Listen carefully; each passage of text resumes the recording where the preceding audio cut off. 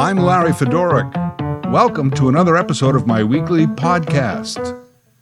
Each week, a topic, discussion, story from our lives. This is Later That Same Life. Season 6, Chapter 13. Car names. I've always been fascinated by the names that auto manufacturers give their various models. The names are mostly ridiculous, and there's hundreds of them. I sat down and made a list with only minor help from Google. There are about 50 major auto manufacturers worldwide, and each have at least 10 models that they tout to be your vehicle of choice. So there's at least 500 absurd vehicle names, and I'll bet you could recognize almost all of them. Now, we may not remember who exactly makes the Evoque as opposed to the Enclave or the Elantra, but manufacturers spend billions to get their goofy model names into our brains. I would say the only category worse than auto is food. Oh man, food producers make up stupid names. Cheez-Its, Eggo, SpaghettiOs, Chips Ahoy, Kix. Hey, you know what my favorite name is for a candy bar? It's still out there. Eat More. Eat More. Big block letters. Eat More. You'd never get away with naming a food product today as Eat More, but it's been around since I was a kid. Imagine today, new from Kraft Food. It's a delicious snack for any time of day or night. It's Keep Shoving It Down Your Pie Hole. Look for Keep Shoving It Down Your Pie Hole in the snack aisle. So yeah, food products can be crazy, but back to automotive. Here's the thing that amazes me about these car names. I assume that manufacturers don't just pick a name out of a hat, or office contest, name our new car. The winner gets a free lunch and is allowed to leave early on Friday. No, right? They must be invented by marketing geniuses and then researched, tested, focus groups, feasibility studies. I always thought that for at least the last 60 years, that's the way it's been done. But then all of that just to come up with some crappy name like Tiguan? We're calling our new model the Tiguan. Hey, that's fantastic, Fritz. But what the hell is a Tiguan? By the way, the VW Tiguan is actually an amalgam of tiger and iguana. Tiguan. It's true. It's a made-up word and dumb. But it's just another in a long history of dumb car names. And by that I mean the names of car models. Because some brands of cars are actually named after people that invented them or started a car company. Ford, Chevrolet, Toyota, Honda, Chrysler, Dodge. They were all men who got into the car business. They became captains of industry. There was even a Buick. David Buick. The car frame that he invented is still on the GM assembly line. Unfortunately, his name became more successful than he did. I always wondered, though there are a lot of people named Ford out there, have you noticed that you don't run into people named Chrysler, Chevrolet, or Buick? At least I never have. Maybe I'm just hanging in the wrong circles. The inane names really come from the various car models that manufacturers decide to build.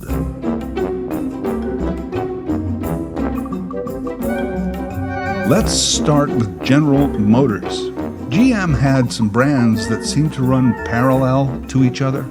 Chevrolet and Pontiac. Buick and Oldsmobile. I never understood why they needed all four. Ultimately, they did agree with me, which is why they no longer make Pontiacs or Oldsmobiles. Buick, because of Dave, is actually a very old brand.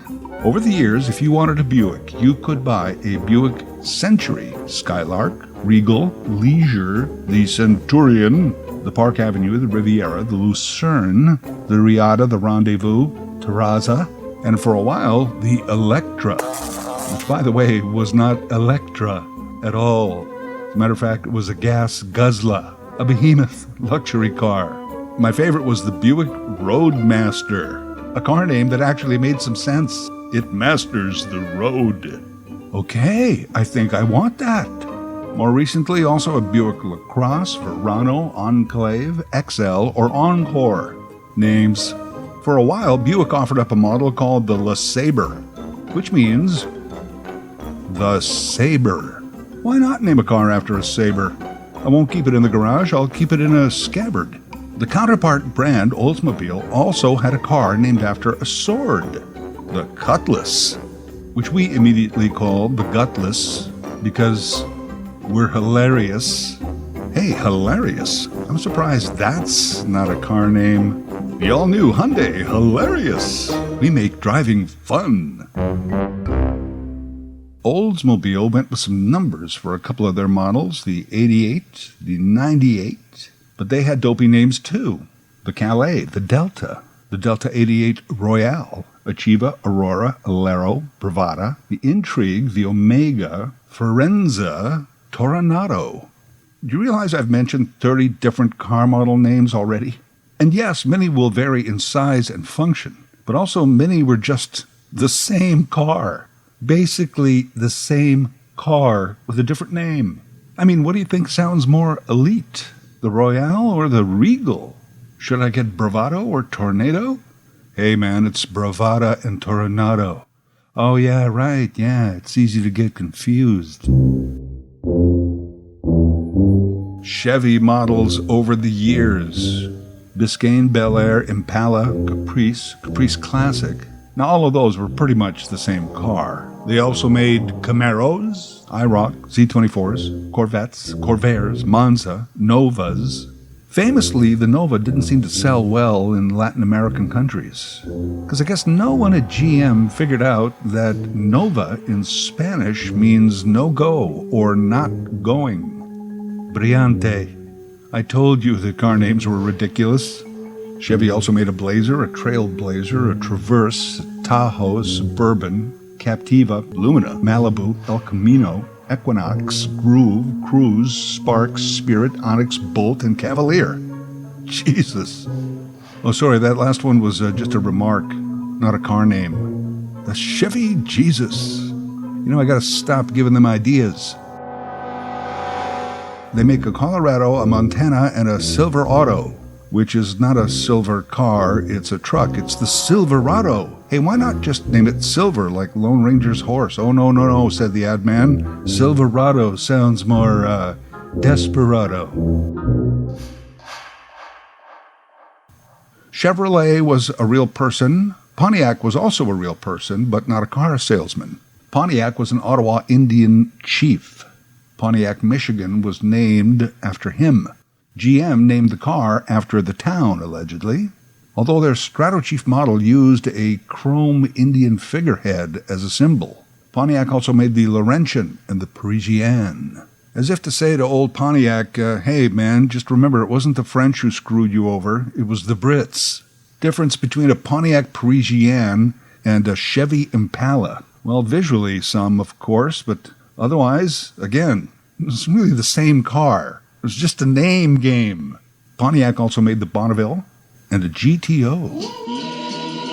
GTO is another interesting story. It's actually Italian. It means Gran Turismo Omologato. Omologato means homologated, which itself basically means regulated, as to a racing standard. So in Italian, a GTO was a regulated grand touring automobile built to a certain racing category. Ferrari in Italy made a GTO. Pontiac basically ripped off that moniker, even though most people in North America did not know the Italian meaning. Also, you got it, Pontiac was the Chieftain, Catalina, Safari, Tempest, Grand Prix, Grand Am, Trans Am, Firebird, Fiero, Transport, the Le Mans, the Acadian, the Executive, the Astra, the Sunbird, the Phoenix, the Vibe, the Solus, the Torrent, the 6000, and who could forget? The Aztec. I don't know who could forget it. A lot of us are still trying. General Motors Corporation also makes a truck they call a GMC. They tried for a while with the Hummer. Unfortunate name there, not all of their fault. That's what people called the Humvee, the Hummer. And for a while, they made what we might call today an SUV. It was just labeled as the Jimmy, corporate version of the Chevy Blazer, the Jimmy. Where does that name come from? Well, it was Jimmy. Seriously, that's how they got that name. They also make a Terrain, a Sierra, a Yukon, and a Denali for some inexplicable reason. Of course, the GM luxury brand is Cadillac, the Fleetwood, the Brougham, DeVille, Seville, Calais, Catera, Cimarron, Alante, Eldorado, and now these Escalades. What is a Cadillac? Who knows anymore? It used to mean luxury car. These days, it could be just any turdmobile. I guess we can mostly blame Henry Ford for the North American automobile industry. For the longest while, he kept it really simple with names. Model T, Model A. Then it quickly went to hell. Over the years, there have been Ford Falcons, Fairlanes, Parklanes, Fairmonts, Galaxies, Fiesta, Festiva, Focus, the 500, Edge, Equator, Escort, Escape, Everest, and the Bronco. Hey, didn't OJ used to do their ads? Oh no, that was a 4-hour infomercial. Anyone remember the Ford Probe? I actually remember this from a radio ad. Stop by your Ford dealer today for a red-hot probe. No thanks.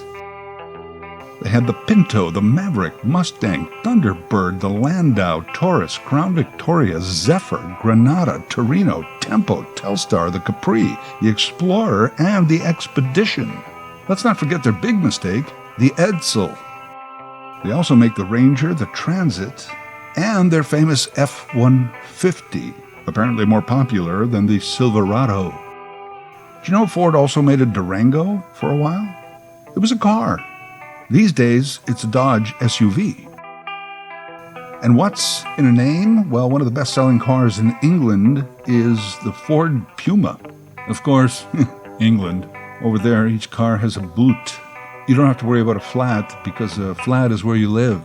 And you don't get a lift in a car, you take a lift to your flat. Speak English. They're crazy over there, right? You know? No wonder they can't hold on to a prime minister. What was driving on the wrong side of the road and all of that.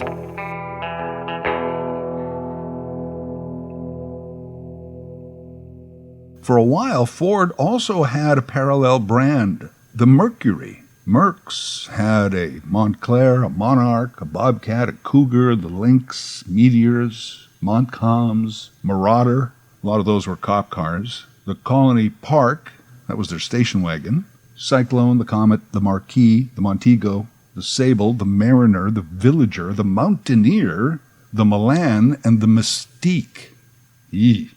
People would say, I don't want to get a Ford Taurus. I'm going to get a Mercury Sable instead because it's a totally different car. Ford's luxury division is Lincoln. So add these names: Corsair, Nautilus, Aviator, Navigator, the Continental, Mark III, and the Town Car. Town Car. They must have just got lazy at some point, right? We need a name for a car that you can use around town. Well, I don't know, Town Car?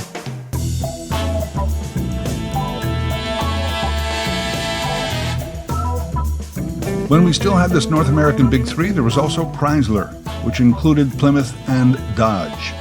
If you just weren't happy with a Regal, a Royal, or a Crown Vic, Chrysler had an Imperial. If you didn't want to buy just a Park Avenue, Chrysler had an entire New Yorker. They also had a 300, which was not 200 less than the 500 LTD. To outdo Lincoln's Town Car, Chrysler had a Town and Country. One of their most famous models was the Cordoba. Yes, with that fine Corinthian leather. Corinthian leather? Which, by the way, was also made up. There's no such thing. Of course, why not the best? More infamous than famous was Lee Iacocca's K car. The K, I believe, stood for crap. Iacocca also came up with the garageable van idea, and for the next 30 years, everyone had to have a minivan. The minivan replaced the station wagon, and now today everyone has to have an SUV. Chrysler also dabbled in Horizons and Neons and LeBaron. The first highly successful minivan was the Plymouth Voyager. Before that, Plymouth had names that included Valiant, Plaza, Savoy, Belvedere, and the Fury. I believe Stephen King's Christine was a Fury. No surprise there. Plymouth also had a Duster, Satellite, a Roadrunner, and a Superbird. They had a Reliant, a Caravel, a Cricket, and, now would you, Barracuda. They also tried to go retro with the Prowler. Remember that? It looked like a new version of an old hot rod. Well, we got a bunch of good names under Dodge as well. Dodge established by brothers John and Horace. But eventually we have the Dodge Omni. Ooh, that sounds all-powerful.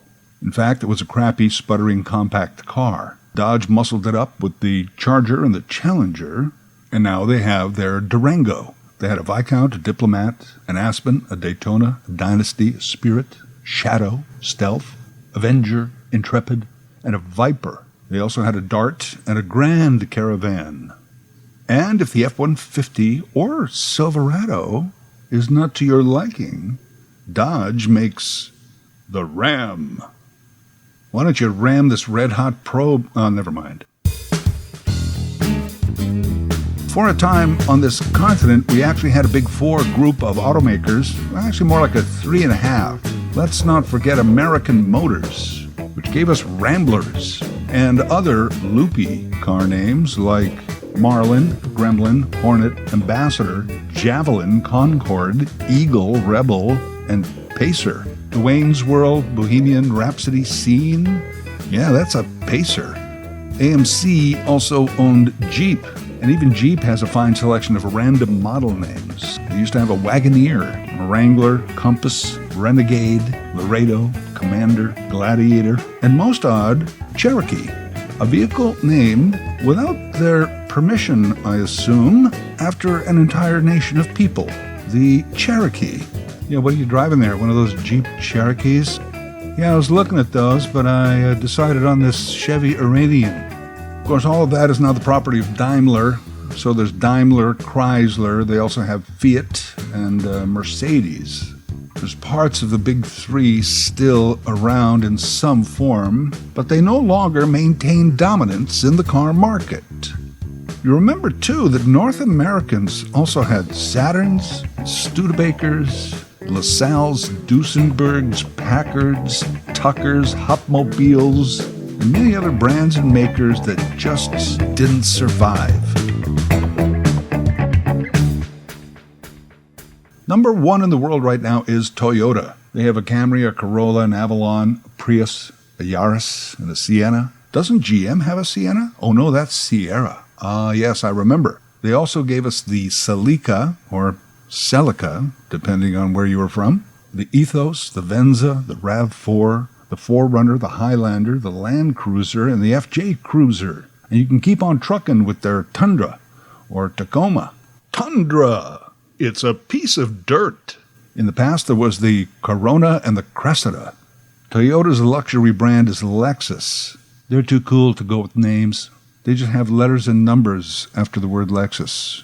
The RX, the RC, the FU, whatever. Toyota, Honda, and Datsun, now Nissan, were among the first disruptors to the formerly exclusive North American car market. Honda, let's see what they have. Well, they have a Civic, a Fit, the Accord, the Element, Odyssey, CRV, Passport, Pilot. And remember, in car names, a pilot is not an aviator. Honda's luxury line is the Acura, and they too, except for the Integra, mostly go with letters and numbers. Nissan, well, they got the Leaf, the Altima, the Micra, the Maxima, Sentra, Kicks, Pathfinder, and Rogue. Ooh, fine selection of meaningless names. Nissan's luxury brand is Infiniti. Again, different model names, just have mostly numbers. A lot of QX for some reason. The best meaning I could find is that it probably stands for quality and excellence. Okay, good job. One would think it would be a tough marketing challenge to sell Volkswagens.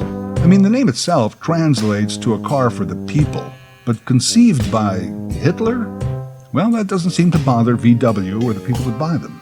They're one of the biggest car sellers in the world, even when they lie about diesel. Model names VW has had over the years, well, there's the Beetle, the Bug, Punch Buggy, which was not their name. That's something we came up with for some reason. They had Golf, Rabbits, Scirocco, Jetta, Passat, Fox, Tiguan, and the Touareg. Perhaps the same name as a group of marauding, murderous, pillaging nomads. Hello, research department. Can you tell Eric I'd like to see him up in my office ASAP and tell him to bring the Touareg files? Hyundai vehicles. Well, Elantra, Sonata, Accent, Santa Cruz, Santa Fe, Tucson. Those last three, I guess, are popular areas of South Korea. They had the Veloster. And, of course, the one that started it all, the Pony. Kia has really been coming on strong in the past few years. I think they should team up with Apple and come up with the Kia. Of course, you'd have to assemble it yourself, but, you get a free Allen key. Kia has the Rio, the Sportage, the Sorento, the Forte. You know who else is not big on names? Volvo. Mostly model numbers and letters. Although they did start making a Polestar. If you've seen those ads, it's their electric offering. Audi and BMW, also mostly numbers and letters, so that you got to be cool to remember them all. Ditto for Mercedes and Mazda, except for the Miata. I'm going to give a quick shout out to Subaru because they have one of the best fake word names ever. Impreza. I guess it's meant to mean impressive, but it's like Altima, Maxima, Integra, Impreza, meaningless. And what is a Forester? The game changer in today's auto world is Tesla, Elon Musk's electric offerings. Well, he liked it so much he bought the company. It's not like he invented it or anything. They are far from the biggest in volume, but Tesla always commands a high market value. And everyone else is also hustling to come up with an electric or hybrid that also has some cool eco-friendly name. The Leaf, the Tree, the Green, the Chevy Compost. Hey, take a pause and think about this. How many goofy car model names do you think you've heard so far in this podcast? It's about 250. Isn't that nuts? And that's not even all of the car manufacturers who are trying to vie for your driving dollar. There's Mitsubishis, Suzukis, and Saabs, Renaults. Now, kudos to Renault for naming one of their models Le Car. Translation, the car. Keep it simple, stupid. Anyway, Renault's, Peugeot, Citroëns. And yes, Citroën does mean lemon. Fun trivia, impress your friends? Citroën is actually a Dutch name. The company founder's family moved to France when he was just a kid. French car Dutch name means lemon, Citroën. Also, don't forget about Skodas and Austin Minis. If money is not an issue, Rolls-Royce, Bentley, Ferrari, Bugatti, Lamborghini, Maserati, Porsche, Aston Martin, Land Rover, Jaguar, and McLaren wouldn't mind if you paid a visit to their showroom. By appointment only. And hey, if ethics is not an issue, I can also get you a deal on a used Lada. And if not, I'm sure someone somewhere has a Yugo for sale. Or, if the Vatican is strapped for cash, they might be willing to let go a Pope-mobile at a good price. Low mileage and bulletproof. If I were an auto manufacturer, I would try and license the Pope-mobile brand. Maybe crank out about 1,000 of them. I think there's a market. Wouldn't it be fun to have a car with like a large phone booth on the back of it? You could ride around standing up like your own personal bus. Over the last 50 years, most of us have driven ponies, Broncos, Mustangs, Crickets, Rabbits, Cougars, Bobcats, Jaguars, Falcons, even Marlins and Barracudas, Firebirds, Forenzas, and Fieros. You could own an Ambassador, a Diplomat, a Viscount, a Regal, a Royal, and a Monarch. Saturn, Mercury, Nova, Satellite, or an entire galaxy. New York, Paris, Calais, Phoenix, Tucson, Tahoe, Santa Fe, Bel Air, and Malibu without even leaving your block.